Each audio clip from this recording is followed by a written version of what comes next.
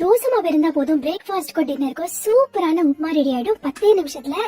2-3 நாள் ஓல்டு மாவா இருந்தா இன்னும் புளிப்பா சூப்பரா இருக்கும். ஃபர்ஸ்ட் வாளியில எண்ணெய் சூடு பண்ணிக்கலாம். அதுல கடுகு சேர்த்துக்க போறோம். தாளிக்கிறதுக்கு உளுத்தம் பருப்பு, கடலை பருப்பு, கடுகு, ஜீரகம், பேசிக்கான பொருட்கள் தான் சேர்த்து நல்லா தாளிச்சுக்கோங்க. இதோட காஞ்ச மிளகாய், மோர் மிளகாய் சேர்த்துக்க போறோம். சூப்பரா இருக்கும். ஒரு கொத்து கருவேப்பிலை சேர்த்துக்க போறோம். நல்ல வாசனையா இருக்கும். கருவேப்பிலை நல்லா பொரிஞ்சதும் பெருங்காயத்தூள் சேர்த்துக்கலாம். உப்பு சேர்த்துக்கலாம். மாவுல ஆல்ரெடி கொஞ்சம் உப்பு இருக்கும், அதனால பார்த்து அட்ஜஸ்ட் பண்ணி சேர்த்துக்கோங்க. 2 நிமிஷம் நல்லா ரோஸ்ட் பண்ணிட்டு இப்ப தோசை மாவு சேர்க்க போறோம்.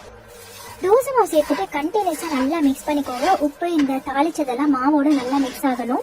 தோசை மாவு நல்லா குக் ஆகணும். 2-3 நிமிஷம் நல்லா கலரிட்டே இருங்க. கன்சிஸ்டன்சி நல்லா திக் ஆகணும். இந்த ஸ்டேஜ்ல பாத்தீங்கன்னா நீங்க கரண்டியாலே ஊற்றிட்டு விட்டுடலாம். நல்ல உதிரியா ரோஸ்ட் ஆனோம்ல தேங்காய் துருவல் சேர்த்து போறோம். கொத்தமல்லி தழை தூவி நல்லா மிக்ஸ் பண்ணிக்கோங்க. சூப்பரான தோசை மாவுல செஞ்ச உப்புமா ரெடி ஆயிடும். செம்ம டேஸ்டியா இருக்கும். இந்த தோசை மாவுல செஞ்ச உப்புமாக்கு சைட் டிஷ்ஷே தேவையில்லை. இதுல இருக்கிற மோர் மிளகாவே சூப்பரா இருக்கும்.